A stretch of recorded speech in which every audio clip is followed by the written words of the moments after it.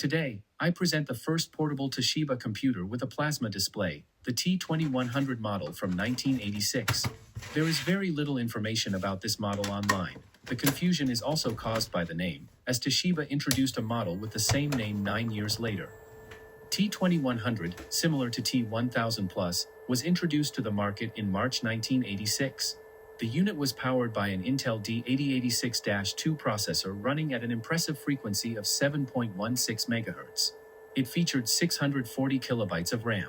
Two 720 kilobyte floppy disk drives were available.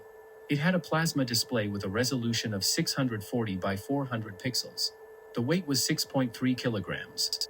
The plasma screen significantly improved work comfort due to its wide viewing angles and high contrast, but these parameters came at the cost of high energy consumption, reaching up to 34 watts.